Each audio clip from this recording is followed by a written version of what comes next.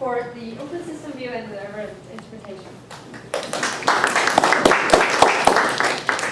Yeah, thanks and hi.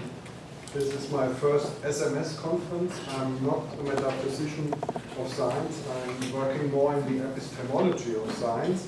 But recently I started working with Mike Cufaro, who isn't here, on the philosophy of open systems. We think that that's a new, interesting topic. It's a neglected topic. Not many people write about open systems, and we think more should be done there. So this work is part of our bigger project on promoting the philosophy of open systems. So what are open systems?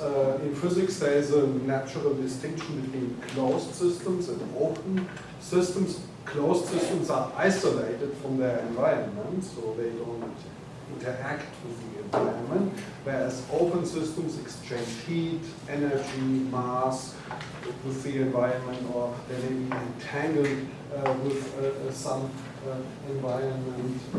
So now, if one looks at the real world, one realizes that almost all systems are actually open systems. Yeah? Systems are never totally isolated or so they are open systems. But when we look at how physics, in particular, treats these systems, they are treated as closed systems. Yeah, we model the hydrogen atom, for example, as a closed system. And even when we look at or when we examine open systems like lasers or so, we use a strategy that relies on what we call closed systems view, namely we embed this open system in a larger closed system or so, and then apply the usual machinery or so. So there is somehow a tension here, but our point is that this is not just about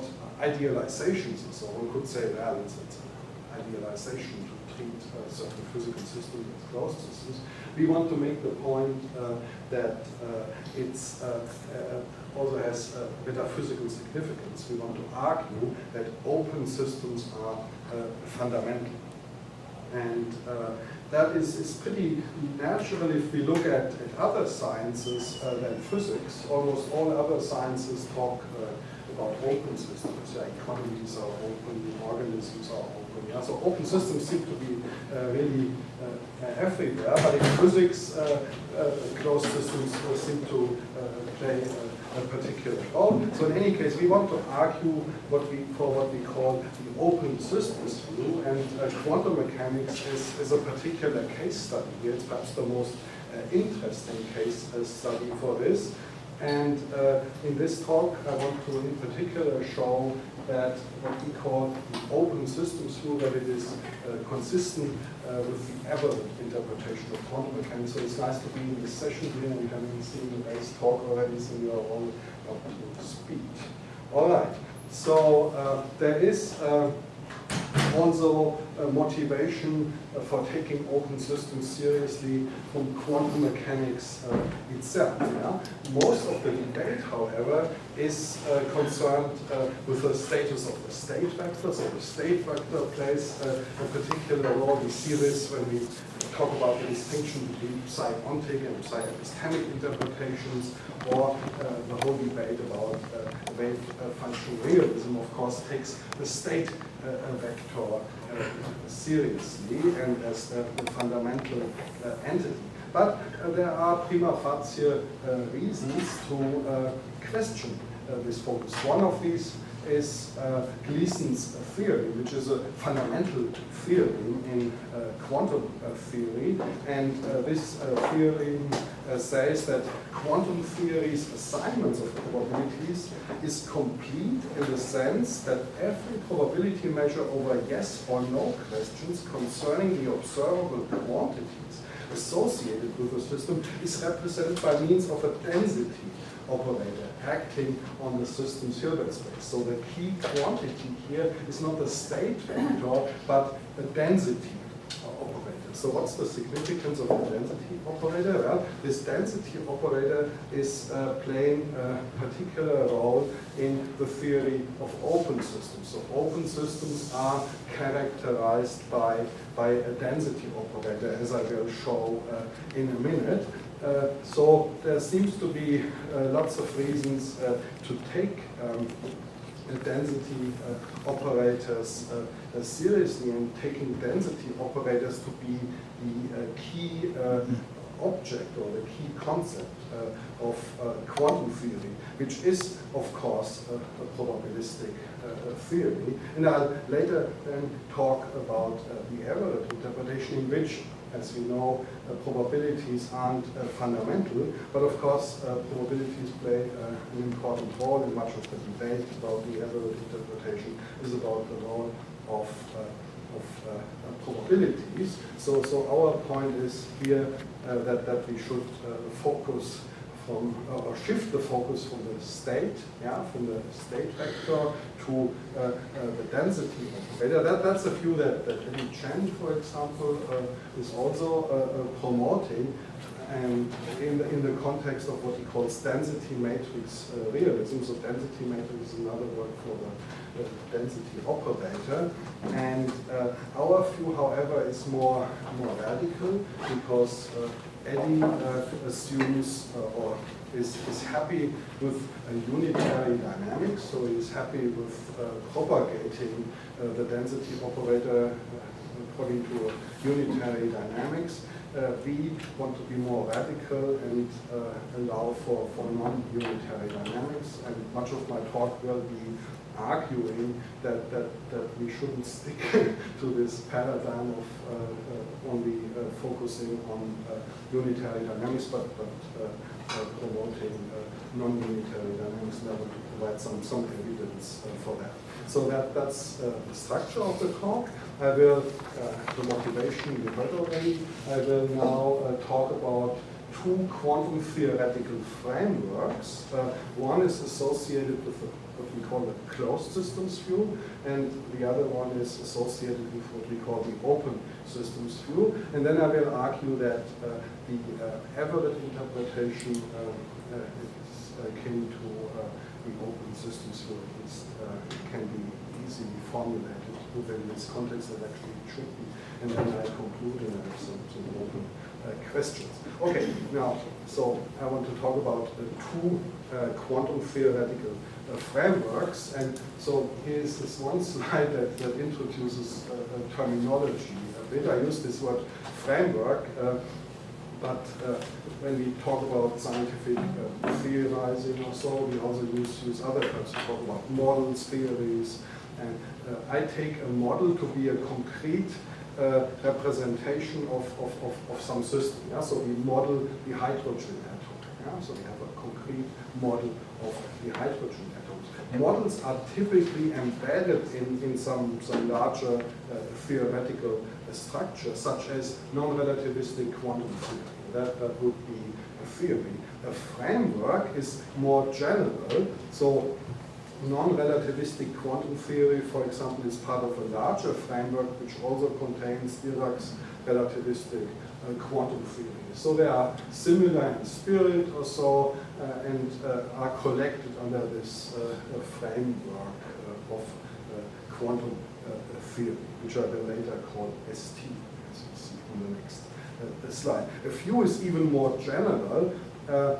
We would claim that each framework is formulated from a corresponding view, which is associated with a set of methodological presuppositions and also a particular metaphysical position concerning the nature of the objects that the framework talks about. Yeah, so a view is perhaps akin to some kind of Kuhnian paradigm or something like that. Yeah, but my focus here is on the framework. So not on a particular theory or so, but on a framework. And I would like to argue that this framework takes open systems seriously is more fundamental than a framework that is taking closed systems seriously. So here are the two theoretical frameworks. The first is standard quantum theory as we know and love it, and that's the framework which considers a closed system. Yeah? And the state, this system is represented by a state vector in a Hilbert space for that particular system. Yeah? And the dynamics of this state vector, which evolves in time, is unitary. That means the state at a later time follows from the state at an earlier time by applying some unitary operator, which can be expressed in terms of the Hamiltonian of that system. Yeah? Now, this theory is formulated in accordance with what we call the closed systems view. The dynamics of closed systems are taken to be fundamental in the sense that a given system's dynamics is generated by its Hamiltonian, which doesn't include any terms to reflect the system's interaction with something external.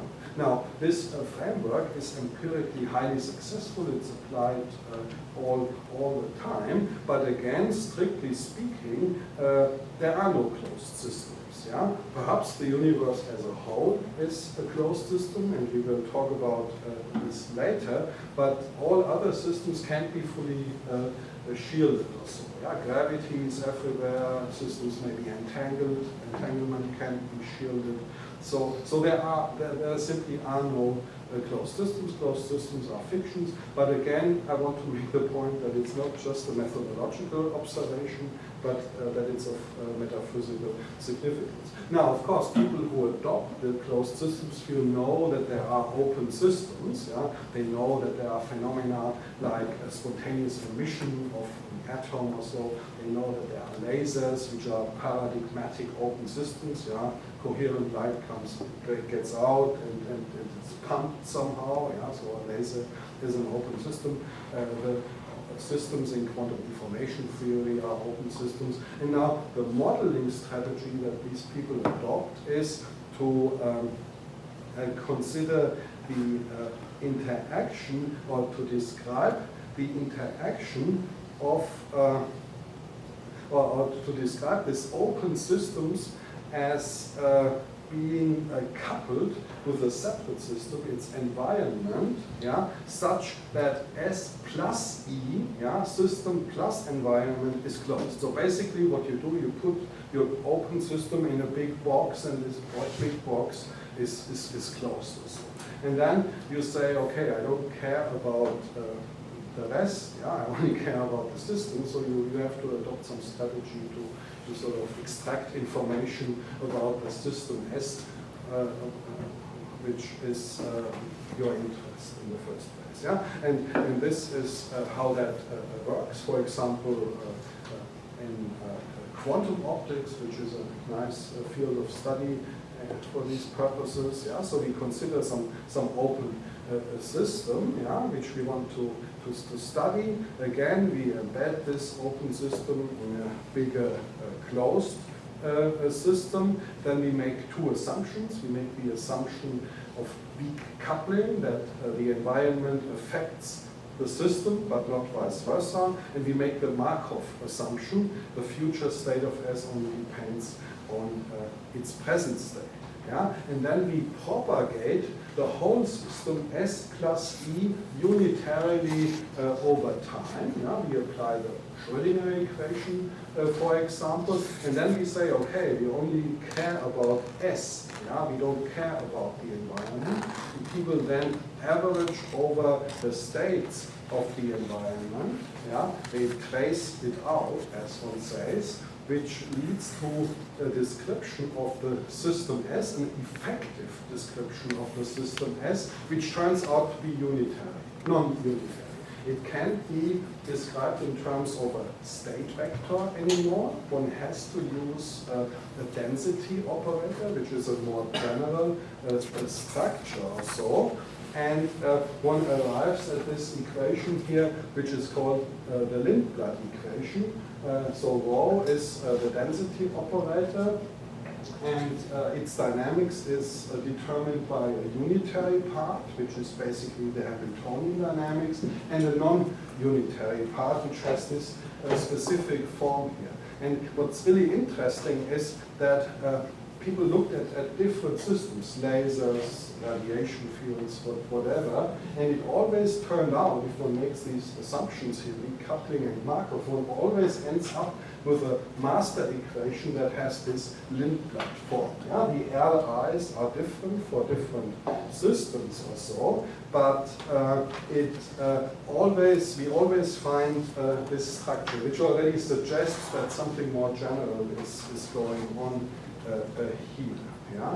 Now, so what I presented now is how people who adopt the closed systems view model open systems. Yeah? They basically put it in a box, trace out the environment, and end up with this Lindblad equation if one assumes decoupling and Markov. But now I would like to argue that we should worry about the closed systems view. It's a problematic view. It's not only problematic because there really are no open closed systems.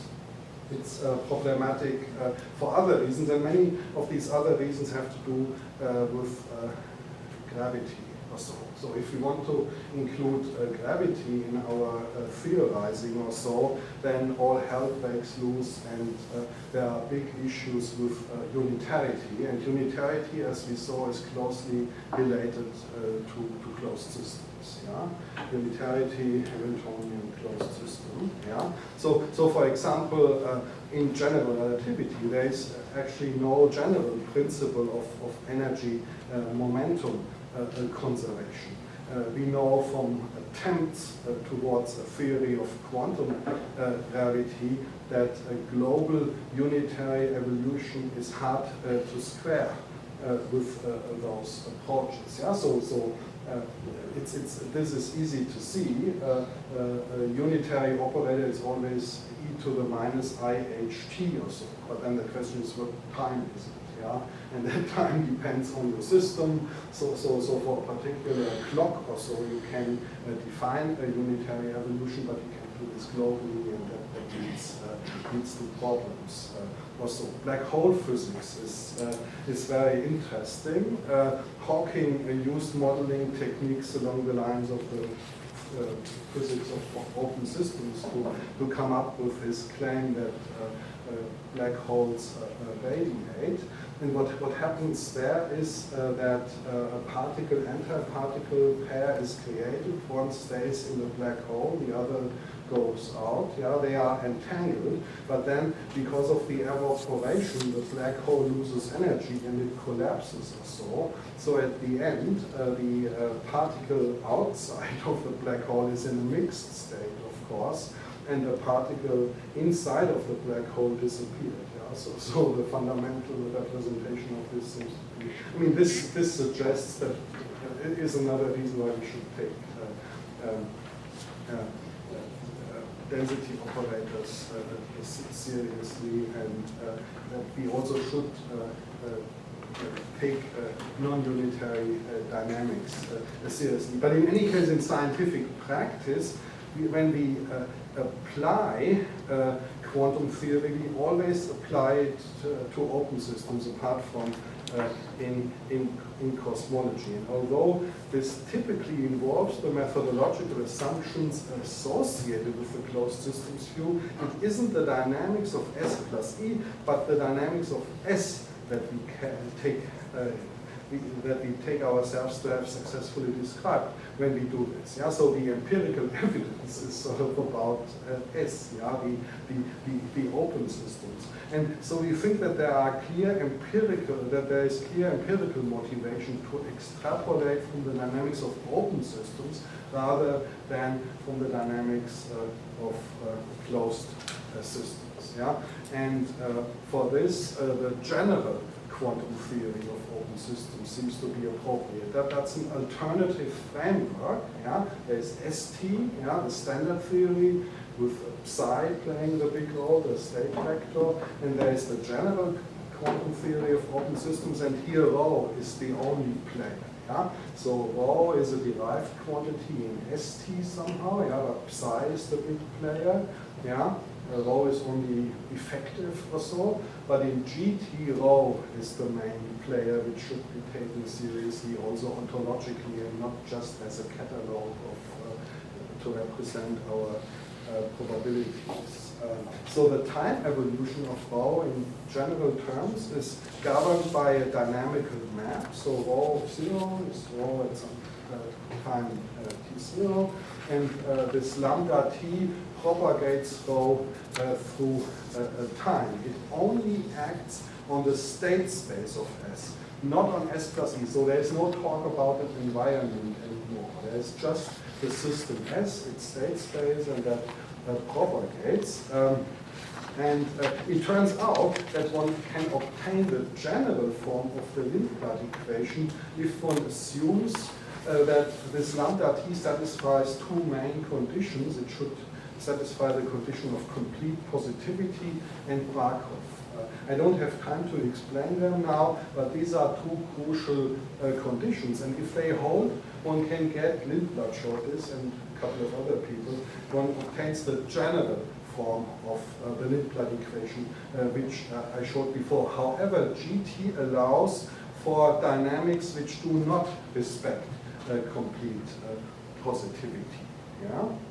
And GT is formulated in accordance with the closed system, with the open systems view. So here, the environment is not represented as a separate system. Its influence is represented in the dynamical equations that govern the evolution of S. Yeah? So there is only S. Yeah? Now, since in GT open systems dynamics are taken to be fundamental, there is no need to understand open system dynamics in terms of a contraction of the dynamics of a larger closed system. But it's interesting, there is this theorem called Steinspring stylation theorem, which says that if the effective or the dynamics of the open system satisfies complete positivity, then there is always a larger hypothetical or real closed system from which that dynamics can be extracted. Yeah? So the idea is if you have some open systems dynamics characterized by some density operator rho or so, you can always generate this by making the Hilbert space bigger or so and assuming that the dynamics of this larger space, sometimes called the church of the larger Hilbert space, is unitary or so. But that doesn't work anymore if the effective dynamics isn't completely positive, and GT allows to take seriously dynamics that do not satisfy complete positivity. All right, and that has interesting applications to cosmology. So it makes it possible to describe the evolution of the universe as a whole as if it were initially a subsystem of some entangled state. Yeah. So sometimes, I mean, people usually say, okay, there are no closed systems apart from the universe as a whole, which is sort of trivial or so. But when you look at how people actually model cosmologies or so, yeah, so the models actually are closed systems, but these models involve all sorts of idealizations. So although our best cosmological models describe our universe as a closed system, this does not necessarily mean that our universe actually is a closed system. Yeah, it could as well be an open system. Now, so what I said is that GT allows for fundamental non-unitary evolution. So not just effective non-unitary evolution like in the Lindblad equation, that's effective because there may be this larger Hilbert space from which and so forth. But fundamental non-unitary evolution is allowed in GT, and at the end of the day, of course, it's an empirical question, what's the case, but GT allows that, and it's interesting to explore this given the other reasons that I mentioned afford to take non-unitary dynamics seriously. It's now interesting to see what this means for the various interpretations of quantum mechanics, and these are interpretations of ST. So what can we say about those? And there's of course a lot to say. In a longer paper, Mike and I distinguish between informational interpretations and the Everett interpretation, which is of course also many different versions or so. Both take vanilla quantum mechanics, or one rule basically, seriously as providing the resources with which to completely describe reality. Both in terms of their a priori commitments, these two interpretations couldn't be more different, of course, but we argue in the paper that we have very good reasons to endorse, that both endorse the open systems view. And I just say a few words about the many worlds or Everett interpretation. I use these two terms interchangeably. So I would now like to ask whether the Everett interpretation is consistent or compatible with the open systems view. That may be a bit surprising to you, because it all starts with a state vector and then propagated unitarily, and the whole measurement problem is set up in terms of the conflict with unitarity. So what can we say? Well, people like Wallace, who was already quoted before, argue that the many worlds interpretation is not committed to fundamental unitarity. Ultimately, the many worlds interpretation is only committed to quantum theory. It takes quantum theory seriously, but GT, as I presented it, makes no changes to the quantum formalism. It may be a bit more liberal or so, but it doesn't make any changes. It just allows for fundamental non-unitary evolution. Now, the properties of closed systems, as described by the state vector, are certainly part of the ontology of ST on the many worlds interpretation. And what about the properties of open systems, as described by the density operator? They, as Wallace and Timpson in a well-known paper argue, are part of the ontology of the many worlds interpretation too. Now, big question is, what about the universe as a whole? Mustn't it, for the many worlds interpretation, necessarily be described in terms of a unitarily evolving pure state? But that's apparently not the case, as various defenders of the many worlds interpretation argue. So Wallace says that it's not inconsistent with the many worlds interpretation to represent the universe in terms of a non-unitarily evolving density operator. He said this in 2012. Apparently he's not of this view anymore, but he said it at least in 2012. And Joe Carroll writes, technically, the state of the universe is more likely to be a mixed state described by a density operator. So all we need is that if we have such a superposition here of two density operators, that they are decoherent, yeah, just like in the standard case, and then it really doesn't matter how these decoherent density operators propagate through time, unitarily or non-unitarily. Who cares? Yeah. Okay. So I have 2 more minutes, so I come to my conclusions and the outlook. So open systems dynamics are more general, and there is no reason in principle why they can't be applied to the universe as a whole consistently with the many worlds interpretation. It depends on the evidence to decide whether the universe evolves unitarily or not.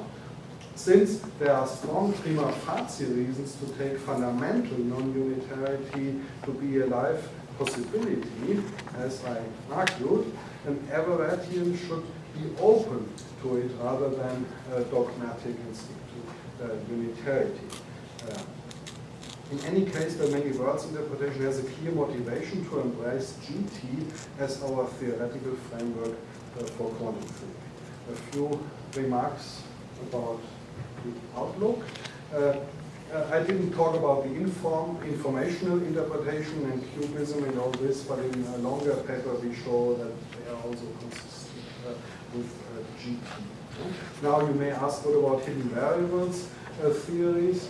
Now, of course, GT is unlikely to satisfy those. They don't like ST alone, yeah? So GT alone would also not make them happy or so. But given that I argue that GT is preferable to ST or so, Bohmian might jump on this and develop his Bohmian or hidden variables account in terms of GT. It might be interesting to see what one gets here. What about collapse theories? Collapse theories like GRW can be formulated. There is always a Lindblad equation or so, but there is collapse in position space and so forth. So it can be formulated in GT, but defender of GT is not committed to a collapse interpretation. Yeah? So I can happily be an Everettian or so, yeah, and not a collapse theorist, but the framework is large enough. Remember what I said about frameworks, right? It's a large family of things, yeah, and GRW can be formulated. Okay, thanks.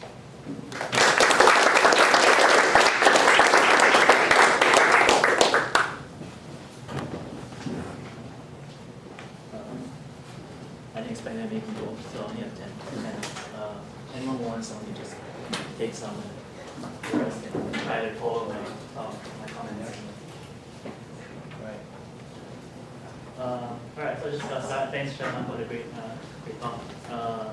So I'm just going to go and start. So the work here, Stephan's I work with they developed a picture of quantum systems as fundamentally open as opposed to closed. So I'll just try to briefly recap the talk a little bit, just briefly. So in the closed picture is the standard theory, ST. Dynamics are necessarily unitary, while the states are necessarily pure, so like wave functions or state vectors, and describe fundamentally isolated systems, while interacting systems are derivative of the closed isolated system. On the other hand, the open theory, the general theory, the dynamics are possibly non-unitary, so you're given something like a Lindblad equation, where the time evolution of the total time evolution of the density matrix is the unitary part plus some non-unitary part, dependent on the jump operators, or like the L, the big L's that Stephan talked about just now. So they can't be specified without a specification of the environment. So you need to know what the environment is to know what at least know what the system is doing with respect to the environment to define the L correctly.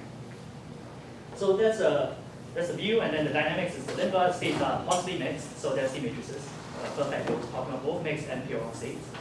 And they describe systems as if they were interacting with an external environment, and the closed systems are the ones that are derivative of the open systems by taking away the non-unitary part.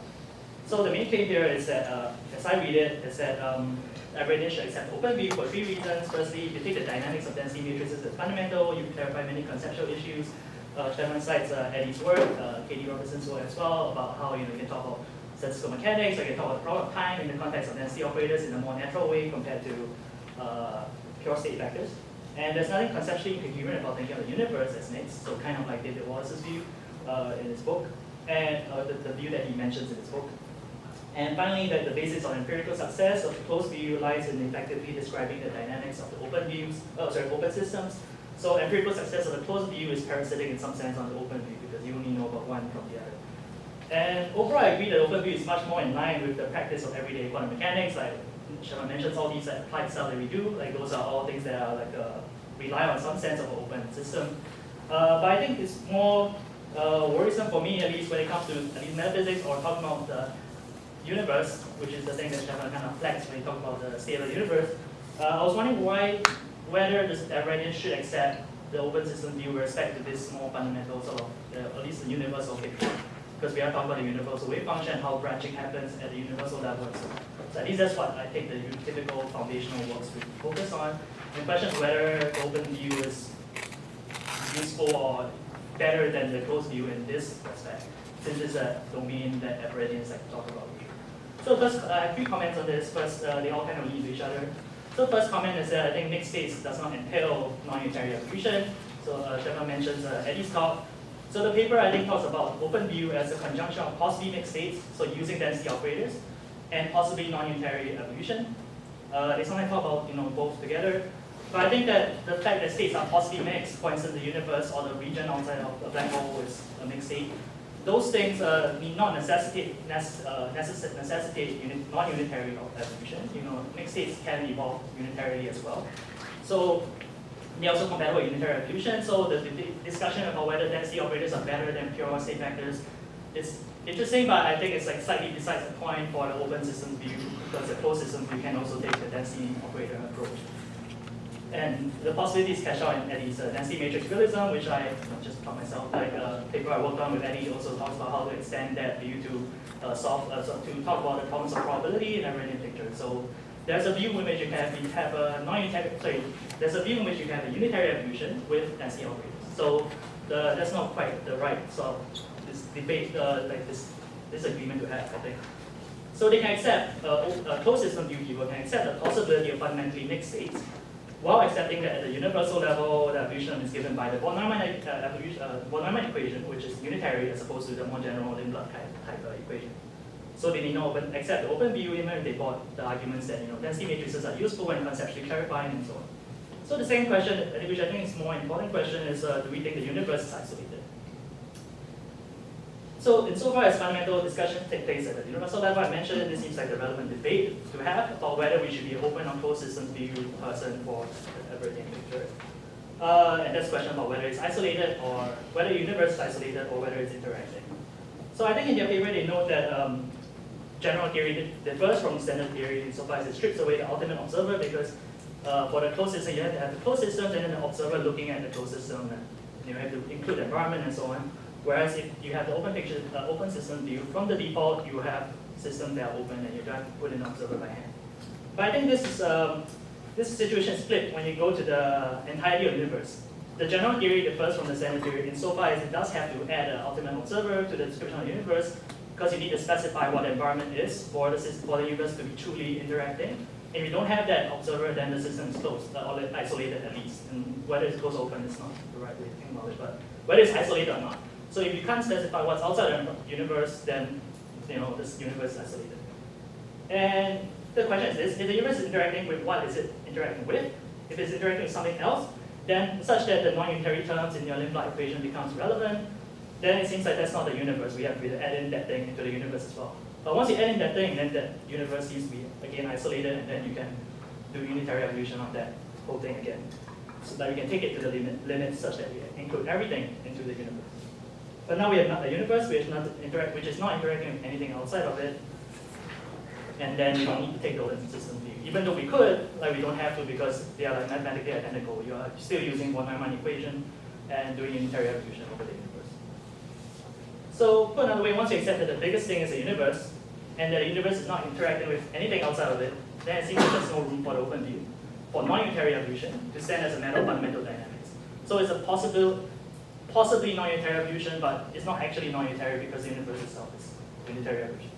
So the challenge here is to emphasize how exactly one should think about the universe as fundamentally open, in the sense of interacting with something outside of it, and possessing actually non-unitary dynamics. Otherwise, the claim that the universe's dynamics is possibly non-unitary doesn't need to cut deep enough to drive Everettians away from a unitary picture to something more like an open system. So finally, the third comment is, why should one be Everettian if one accepts non-unitary evolution? So if you actually bought general non-unitary dynamics for the universe, then it seems weird to remain an Everettian, at least for me. A big reason is to be Everettian is to sort of have an answer to the measurement problem without changing the unitary dynamics. But if you are willing to give up unitary dynamics, then there are many options you can have to solve the measurement problem, which might even be simpler in the sense of being more coherent with practice. For instance, like a collapse theory, right? If one accepted that the universe could evolve non-unitarily, you can just accept a collapse theory and just say, well, we can GRW type non-unitary dynamics occur for the universe. So while Everettians can accept the general theory, once you accept the general theory, it seems like you have better options than being an Everettian. So there's just a worry there. So of course, GRW type theories face troubles in relativistic QM. You might have some non-interacting versions of GRW that could work, but I think right now it's still a work in progress. So it might be desirable to be Everettian in that context, in the relativistic context. But here I'm not so sure what non-unitary relativistic dynamics would look like. So I cited a paper by Dalhousie, but I can't really say whether it's like absolutely correct or not. But he conjectures that there is no relativistic version of the limit equation, and the recent attempts to formulate one runs into problems of a Lorentz invariance violation. So if you don't have a good picture of what the dynamics look like for the non-unitary dynamics and the relativistic, and the unitary dynamics, then I think they're on the par there. So even in the relativistic case, there might not be a reason to be an open systems advocate. So I'm not so sure how the open system view will respond to that, but I'm happy to hear more from Stephan. Thanks.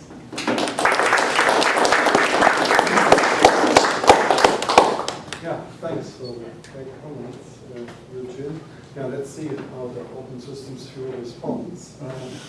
So maybe I should start saying that I don't take the Lindblad equation to be fundamental at all. Yeah? The Lindblad equation was an example of an equation that follows when we apply the closed systems view to the study of an open system. Yeah? So we assume Markov and so forth. So the Lindblad equation is totally consistent with the closed systems view. Yeah? Because I can derive it by putting the system in a larger closed system. Yeah? So the open systems view is only interesting really because it allows for the possibility of a non-effective, fundamental, non-unitary dynamics. Yeah? So ST and GT, as I presented them, are just modeling frameworks, and GT is the more general modeling framework. ST is committed to a unitary evolution of some state vector or so. GT is not. Yeah? And the reasons I gave from relativity and so forth suggests that we should suspicious. Yeah? So it's typically the people who come from relativity who are suspicious about unitarity. So string theorists, on the other hand, wouldn't give it up. Always sees this. Yeah? But there seem to be these reasons, and I take them seriously. And so there is a fair chance that the evolution of the universe is simply not unitary. Yeah? And that's why one, I think, should prefer GT over ST, because it allows for that possibility. Yeah? ST forbids it, GT allows it, so why would one do this? Why not go for the larger framework? Another question is really what the evidence actually is. You take unitary evolution as the default. Yeah? It's practical, yeah? And of course it's nice. Yeah? It's connected to conservation laws, and we can do nice things and so forth. Yeah? But is there really hardcore evidence that the dynamics of everything is fundamentally unitary? Yeah? That's not so clear to me. Yeah? So in any case, I wouldn't take it to be the metaphysical default.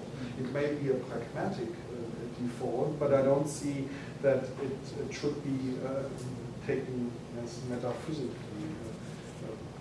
prioritized. Yeah. And then the last point was about GRW.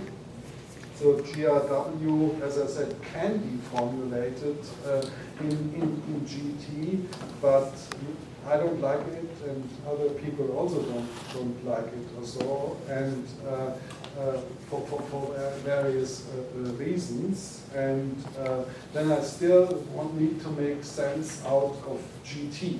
Yeah?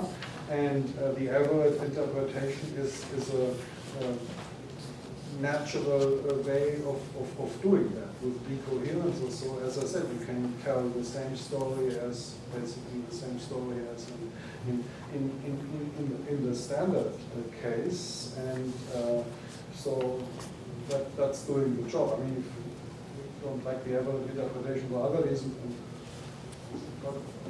talk about this. But I'm certainly not forced to accept GRW or anything like that. Yeah, and your last point about Dalhousie, I guess I also answered already in a way when I said in the beginning that I don't take the Lindblad equation to be very serious. Yeah? GT is a broad framework. It also includes relativity and so forth. Yeah? There is, for example, work on quantum field theories for open systems, which are sort of effective field theories or so. So one can do all sorts of things in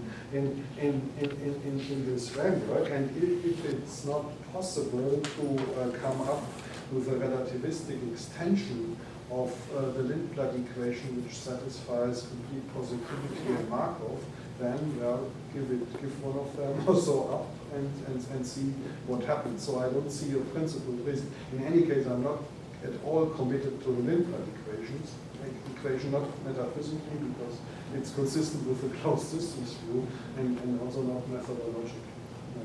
That's what I wanted to say.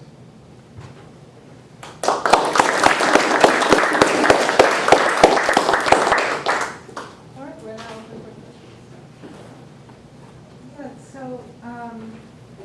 I had first, I was hoping that you could give like a more precise, I'm sorry if I missed it, but like a more precise account of what you mean by open system, because you like started with like just a gloss about like not a, where there's a larger environment that the system's interacting with, but then once you want to claim the universe is an open system, then that meaning kind of evaporates. So, I mean, is it just, it can't just be that non-unitary evolution, because then GRW would be open system. So, I don't know, you're saying like non-unitary, failure of conservation laws, like these are kinds of ways to get a grip, but yeah, so I want to know can you give like an account of what's the claim? And then also like what the main argument, it seemed like, is the argument just always like with Sean Carroll, David Wallace, and you, the reason to think universe is an open system is just a black hole information paradox? Is that like, or is that it that the evaporating black holes are leaving these I don't know, density matrices, like the state being a mixed state without, is that the only argument? I mean, so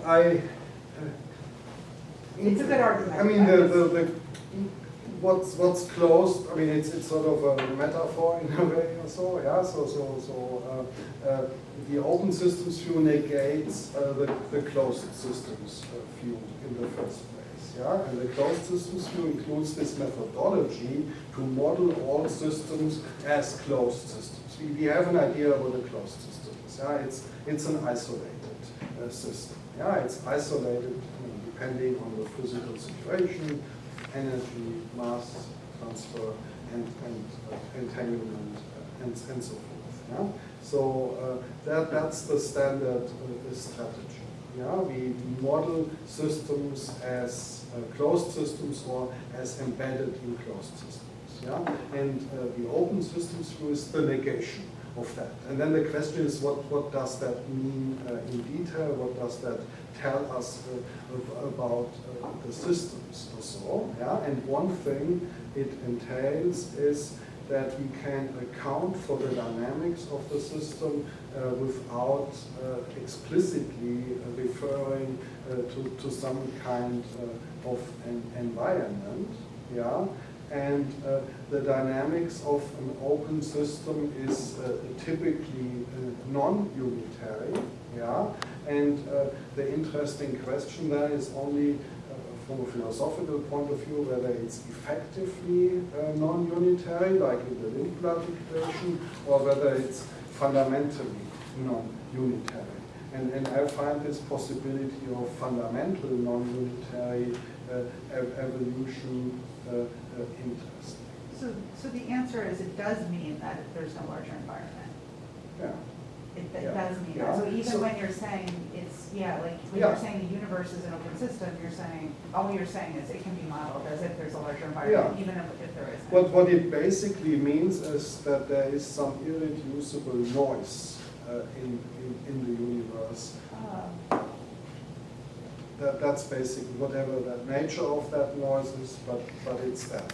But you don't need the external environment. That's helpful. Sam? Yeah, I think this is related. So I was trying to understand the contrast that you drew between idealization and sort of something more metaphysically significant, right? So it's clear that we do idealize a lot of systems that are open in terms of closed systems because that makes it computationally tractable. But you're not talking about that. You're talking about something that's sort of metaphysically deeper. I was struggling to get a grip on that. But sort of based on what you said to Alyssa is the idea that if you've got a physical theory that describes an open system, you might think that that's always a reason to think it's a kind of effective theory, because what you want is to get to some closed system. But your point is, no, look, a fundamental theory could be one that describes a kind of open system, so we don't have to keep digging to find something that describes a closed system. Is that the sort of metaphysical point? I think so. Nina? I had the same question as Lisa, so. Good question. Thanks. I wanted to, two related comments. So one, I am very sympathetic to some of the things about the open systems because many physicists do use them to model a lot of in thermodynamics, statistical mechanics. In other contexts, you also deal with open systems, right? So it's good that there is some philosophical, I guess, research on what does entail for these other questions in the metaphysics of physics. But going back to, unrelated to that, I don't know if you need to go too much to how to model the universe, because I think if you actually care about cosmology and astrophysics, very few, if anybody, actually tries to do it with the wave equation or the Schrödinger equation, right? So I don't think the universe discussion would help much you, but also they wouldn't help much, I guess, your rivals in this sense, like the closed system people. If you take scientific practice seriously, they don't do anything like that, like the Schrödinger. I mean, except for very specific cases they do. And normally it's other very different things, the way they try to model the evolution of the universe. So that was the comment. And then the question to push back against the open system, even though I like it, is that you said you treat the evolution as fundamentally, open, or if you want to put it in your terms, it's fundamental. You can use the evolution to be non-unitary, or you don't need to worry about the environment. You just take the evolution as primitive. But that evolution will depend, what goes in the operator. If you actually were to do some physics with it, it will depend on the environment. It's just that it's not explicit but implicit. So if you depending on the details of the environment, you're going to have to use different concrete operators there. So it is kind of implicitly dependent on the environment. Well, I presented these two ways of coming up with the Lindblad equation. Yeah? One is to say I look at a concrete system, like a laser, and then you make assumptions and so forth, and you get your Lindblad equation for that particular system, and these Li operators have a particular form, Pauli operators, something like that. Yeah? So that's the standard bottom-up type of procedure. But you arrive at the Lindblad equation in the general form of the Lindblad equation also by imposing certain general constraints on the dynamics. You say, I want my dynamics to be completely positive or so. And that constrains the dynamics of any such system that satisfies these principles considerably. But then you are right, if I want to model a laser also, I have to say what the LIs are, and that is a physical input or so, but that is not necessarily dictated by considerations of some environment or so. These operators in the case of the laser are just sigma plus, sigma minus things or so, you sort of don't care why they do what they are doing in that case. You could say, we don't care much about the environment, and also in these derivations that they take the environment in more explicitly or so, there is a very general modeling of the environment. Yeah, you say it's a collection of harmonic oscillators or something like this, the rest of the world. So, yeah, it's not that you model it specifically.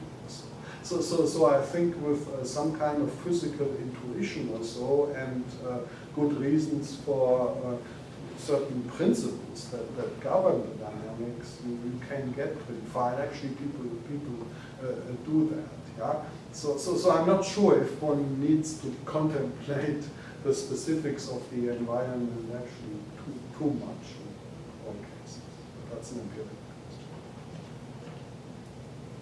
We have 5 more minutes. Well, if there's no other question, to help me get a feel for this, is the open systems view or is it analogous, or can it be analogized to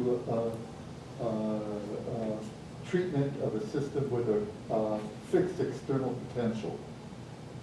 Where you fixed external potential, you take the effect of the external environment on the system, and you neglect the back reaction of the system on the external environment.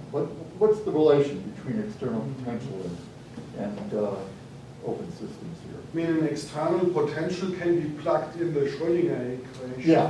And the Schrödinger equation is totally consistent with the closed systems view. Yeah, it's an equation for the state vector also, which evolves unitarily. So that analogy, I guess, that doesn't work. Doesn't work. Okay. In that that helps. Case. So I'm really still hung up on the idea that the universe could be an open system. And I understood what you said in response to Alyssa, and that was really helpful. But now I'm thinking about some arguments for thinking that the universe has to be closed. So here's one. Anytime we have a system that is correctly modeled using a non-unitary dynamics, we can identify an actual environment that's causing the non-unitary part of the dynamics.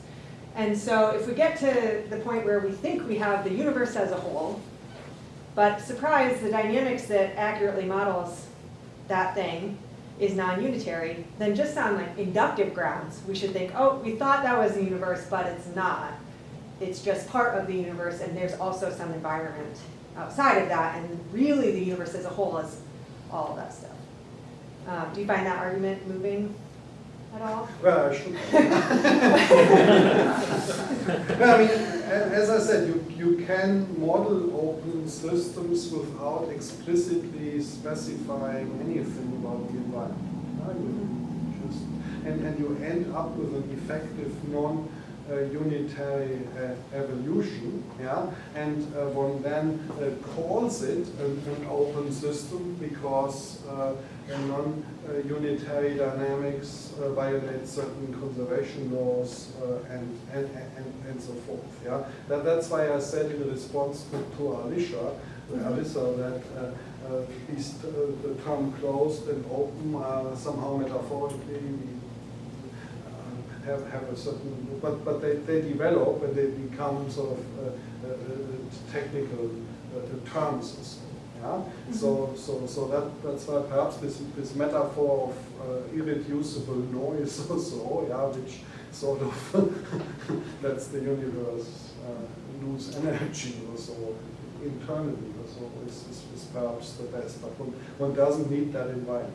Yeah? So in these standard cases like lasers or so, there is an environment and the dynamics is sort of maybe your word caused is okay, yeah, by that environment to some extent or so, but then the theory, as I take it, develops a life of its own, so especially in this general form where we focus on the principles. Yeah, I found it very interesting, and I mentioned it shortly in the talk, that when people modeled different systems or so, they always ended up with a Lindblad equation. That structure always obtained. Yeah? So that's pretty strong evidence. And then people could show that it follows from CP and Markov, so the general structure. So the theory develops a life of its own, and the notion of openness. So I mean, I associate open with non-unitarity, you know? and then it's only the question: is it fundamental or reducible, or so? Yeah, and I wanted to say that we should take seriously the possibility that it's irreducible. So at the end of the day, it's an empirical question. Who knows? Yeah, but it would be silly to not take it into account in the first place. So far, I'm not making a big point here. I don't know what the is about. All right, our time is up. Let's thank Stephan.